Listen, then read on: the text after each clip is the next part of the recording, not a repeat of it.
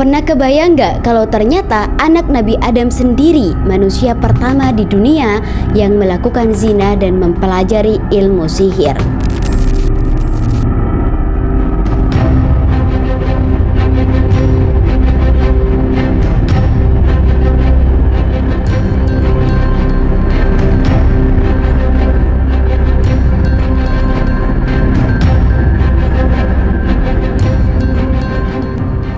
Hello everyone, welcome back to my channel. Gimana nih kabarnya? Semoga sehat selalu ya guys, dan dilancarkan rezekinya, amin. Oh iya, buat yang pertama kali mampir, kalian bisa nih support channel ini dengan cara like, comment, and subscribe. Oke, kali ini kita tuh bakal bahas kisah yang katanya tentang wanita pertama yang melakukan seks bebas dan menjadi pelaku sihir pertama di muka bumi. Namanya adalah Unuk binti Adam. Yes, anak Nabi Adam sendiri. Kedengarannya nggak masuk akal ya guys. Tapi percaya nggak kalau kisah ini itu sempat viral banget di media sosial, sampai banyak orang yang ngira itu merupakan kisah nyata dari sumber Islam.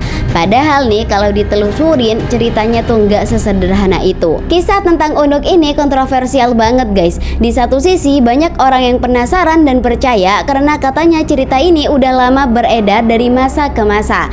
Tapi di sisi lain kalau kita dalemin lagi nih, kisahnya tuh banyak banget bagian yang janggal dan gak nyambung sama Al-Quran maupun sunnah Nabi. Makanya banyak banget ulama tafsir yang akhirnya menegaskan kalau kisah ini harus dikritisi. Bahkan ada yang bilang ini tuh lebih cocok disebut dongeng daripada riwayat agama. Jadi sebelum kita menelan mentah-mentah cerita yang viral di luar sana, yuk bareng-bareng kita bongkar kisah kontroversial ini. Jadi pastikan nih kalian nonton atau dengerin sampai habis biar nggak salah paham dan bisa bedain mana fakta dan mana mitos. So nggak usah lama-lama, kita langsung masuk ke ceritanya.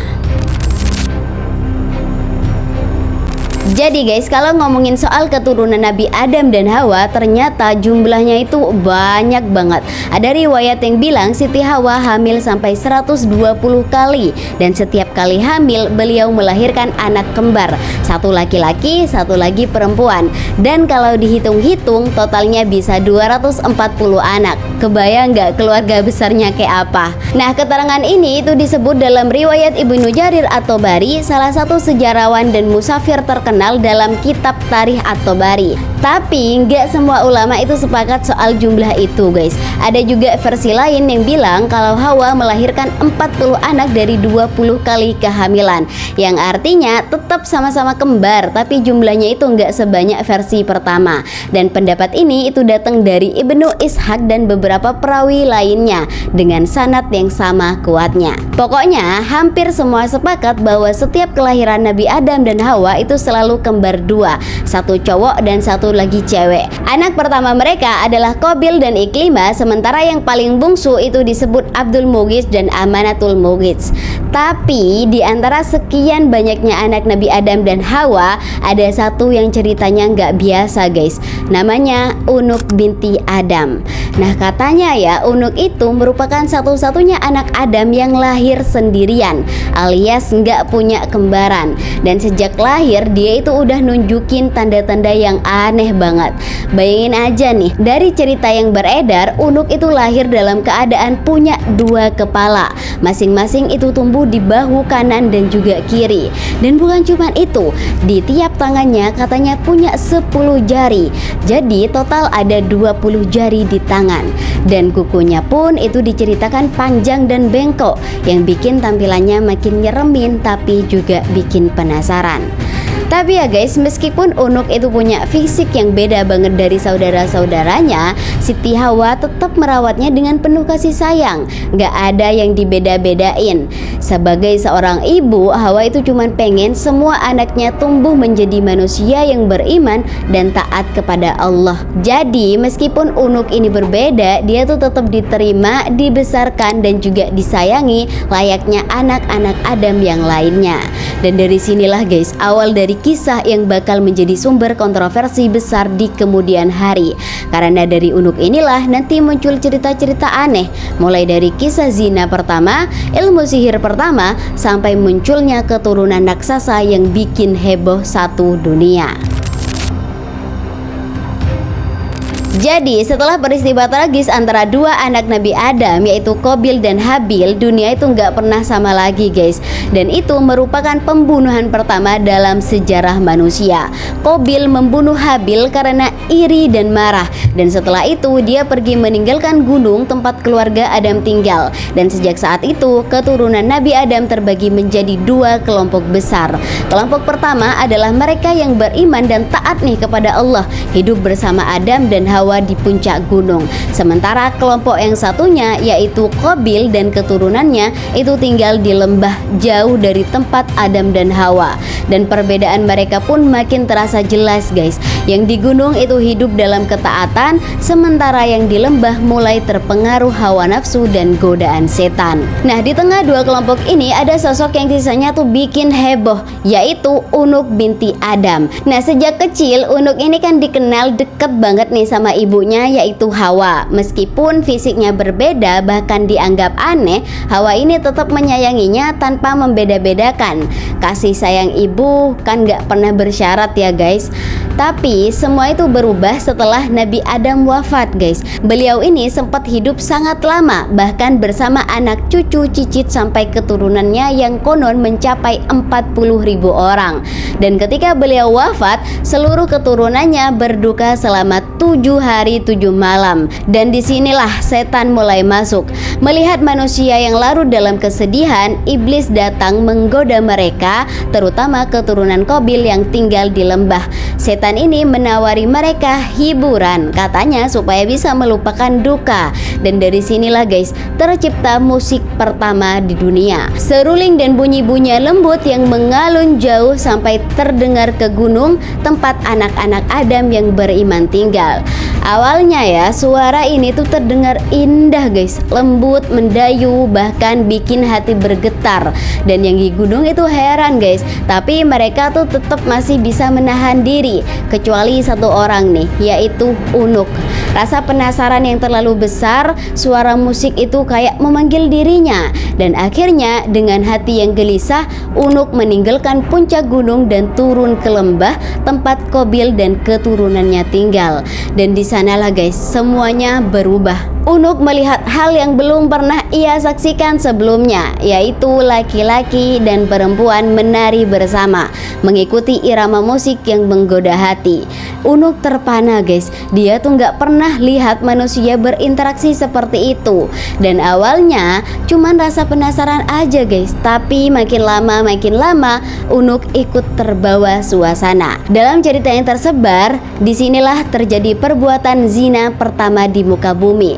Unuk ini diceritakan berhubungan dengan banyak lelaki di lembah itu, sampai akhirnya ia hamil tanpa tahu siapa ayah dari anak yang dikandungnya. Padahal ya guys, secara fisik Unuk ini digambarkan tidak cantik, bahkan cenderung aneh dan menakutkan. Tapi ia juga disebut punya kekuatan sihir yang bisa membuat para lelaki tergoda dan kehilangan akal. Nah, setahun kemudian Unuk ini melahirkan seorang anak laki-laki bernama Auj bin Unuk. Namun tragisnya hidup Unuk itu nggak bertahan lama guys. Dikisahkan setelah melahirkan, seekor hewan buas sebesar gajah atau singa itu datang menyerangnya dan memakannya hidup-hidup. Dan begitulah Unuk binti Adam mati secara mengenaskan, menjadikannya sosok yang dipercaya sebagai pelaku zina pertama sekaligus korban kematian pertama oleh binatang di bumi. Oke guys, kalau kita tadi udah bahas tentang Unuk, perempuan pertama yang turun ke lembah dan bikin sejarah kelam di bumi, sekarang kita lanjut ke kisah anaknya yang super legend, Auj bin Unuk. Dan percaya atau enggak, kisah ini tuh gila banget guys, karena dia itu disebut-sebut sebagai manusia raksasa pertama di bumi. Bahkan hidup selama ribuan tahun, dari zaman Nabi Nuh sampai juga Nabi Musa alaihissalam. Jadi ceritanya Auj bin Unuk ini tumbuh menjadi makhluk yang gak masuk akal, besar banget. Konon tingginya itu mencapai 600 hasta zaman dulu, yang kalau dikonversi ke ukuran sekarang ya bisa dibilang setinggi menara pencakar langit mini lah. Dan lebarnya pun sebanding nih dengan tingginya. Jadi bukan cuma tinggi tapi juga gede banget. Bahkan nih ada riwayat yang bilang kalau angin topan datang, tingginya aja nggak sampai ke lutut Auj. Bayangin guys, topan segitu dahsyatnya cuman segitu doang nih buat dia. Terus kalau dia lagi duduk santai di atas gunung, katanya dia tuh bisa menjulurkan tangannya ke laut dan nangkep ikan, terus langsung memenggangnya di bawah sinar matahari. Dan yang paling absurdnya lagi, kalau Auch sedang marah sama satu kampung, dia ini cukup pipis guys, dan penduduknya itu bisa tenggelam dalam air kencingnya sendiri. Gila nggak tuh? Tapi ya, cerita tentang Auch nggak berhenti di situ. Katanya dia pernah menguasai satu perkampungan penuh dan hidup sampai 4.500 tahun lamanya. Dan itu berarti dia sempat hidup nih dari zaman Nabi Nuh alaihissalam sampai masa Nabi Musa alaihissalam. Nah, pada masa Nabi Nuh alaihissalam ya guys, Auch ini bahkan sempat bantuin bikin kapal katanya. Nah, ceritanya gini guys, waktu itu Nabi Nuh disuruh Allah buat bikin kapal besar, dan beliau butuh pohon saj dari tempat yang jauh di daerah Kufah. Nah, masalahnya pohon itu kan gede banget dan beratnya itu bukan main. Nabi Nuh bingung gimana nih cara ngangkutnya. Akhirnya Allah memberikan wahyu, yang bisa ngangkat kayu itu cuman Auch bin Unuk. Jadi Nabi Nuh pun nyamperin lah Auch dan minta bantuannya. Tapi Auch bilang, "Oke, tapi aku mau bantu kalau kamu bisa bikin aku kenyang dulu." Nah, masalahnya perut Auch itu kan kayak lubang hitam ya guys, yang gak ada habisnya. Dan waktu itu Nabi Nuh cuman bawa 3 roti dari kacang dan dikasihlah 1 biji ke Auch. Auch pun langsung tertawa ya guys. Roti sekecil ini kalau sebesar gunung pun belum tentu aku kenyang, apalagi cuman selembar beginian. Tapi Nabi Nuh tetap tenang guys. Beliau bilang, "Bacalah Bismillahirrahmanirrahim dulu sebelum makan." Dan Auch pun menurut guys. Dan begitu dia makan, wah anehnya nih, baru setengah roti dia udah bilang kenyang. Dan dia kaget sendiri ya guys, bahkan gak sanggup buat ngabisin sisa roti yang lainnya.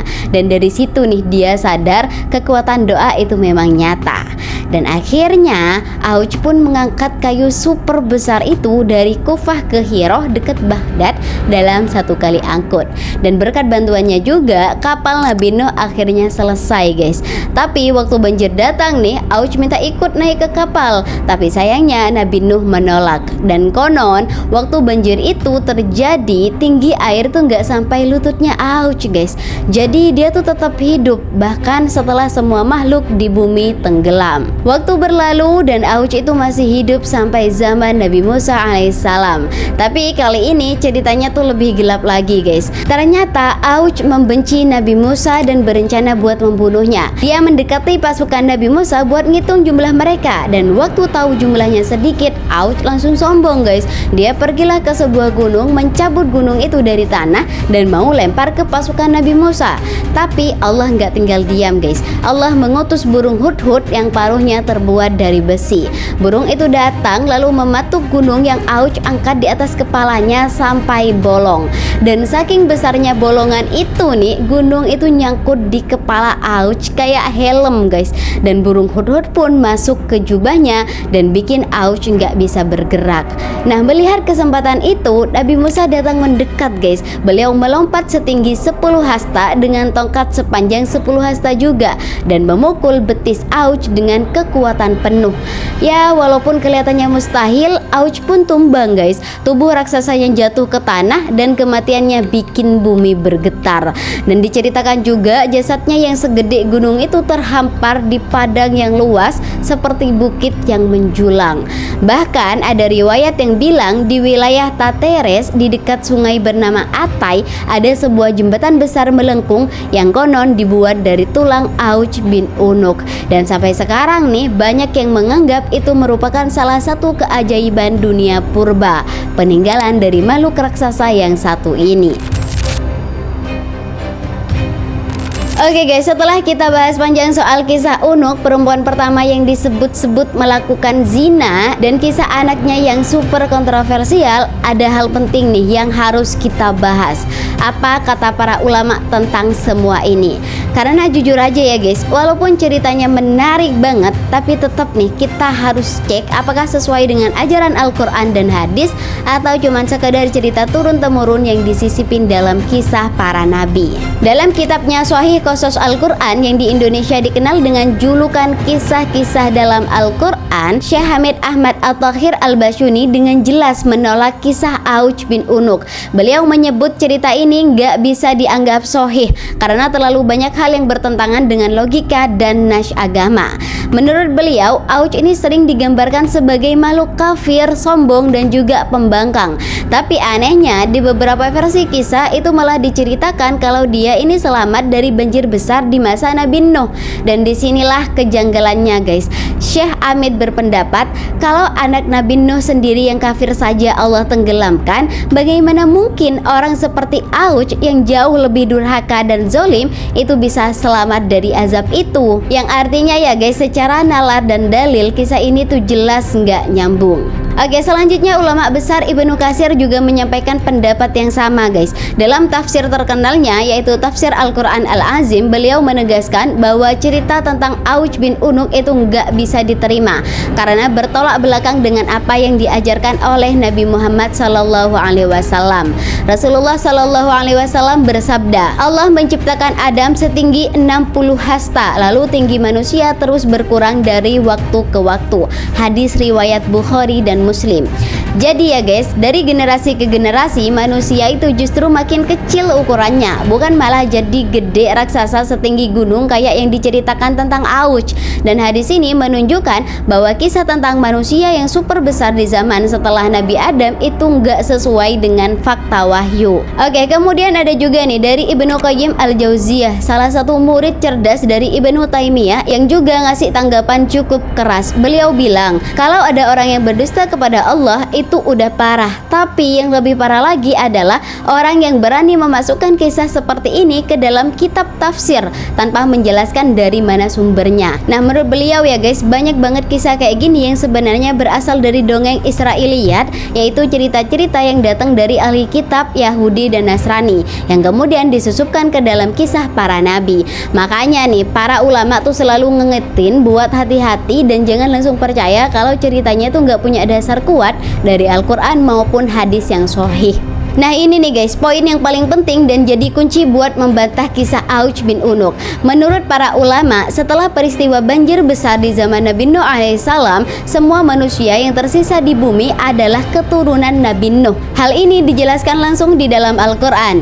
Dan kami jadikan anak cucunya Nuh sebagai orang-orang yang melanjutkan keturunan. Al-Quran surat As-Saffat ayat 77. Artinya ya guys, setelah banjir besar itu terjadi, nggak ada lagi manusia yang hidup selain keturunan Nabi Nuh. Jadi kalau kisah Auj bin Unuk bilang dia hidup setelah peristiwa itu, bahkan sampai zaman Nabi Musa, ya jelas itu nggak mungkin secara dalil. Secara akidah juga udah gugur. Jadi kesimpulannya, kisah tentang Unuk binti Adam dan Auj bin Unuk ini bukan kisah yang sahih, tapi lebih ke cerita rakyat kuno yang bercampur dengan dongeng-dongeng Israiliyat. Ulama-ulama besar kayak Syekh Hamid, Ibnu Katsir, dan juga Ibnu Qayyim udah sama-sama menolak keabsahannya karena memang bertentangan dengan ayat Al-Quran dan juga hadis yang sahih. Oke guys, setelah semua cerita tadi dari Unuk binti Adam sampai Auj bin Unuk, kita tuh bisa ambil satu kesimpulan penting. Gak semua kisah kuno itu bisa langsung kita percaya. Tapi walaupun begitu, kisah-kisah kayak gini tuh tetap menarik buat didengerin ya guys. Bukan buat dipercaya mentah-mentah, tapi buat diambil hikmahnya. Karena dari sini kita tuh belajar, sekuat apapun manusia, sehebat apapun fisiknya, tetap nggak ada artinya kalau nggak taat sama Allah. Dan satu lagi guys, kalau ada cerita yang kedengarannya aneh banget, apalagi dikaitin sama agama, jangan langsung percaya. Coba cek dulu sumbernya, baru ambil kesimpulan. Oke, segitu dulu video kali ini. Semoga kisah ini bisa menambah wawasan sekaligus ngingetin kita buat jauh lebih hati-hati. Jangan lupa untuk like, comment, and subscribe. Dan terima kasih yang udah nonton sampai akhir. Sampai jumpa di next video. Bye.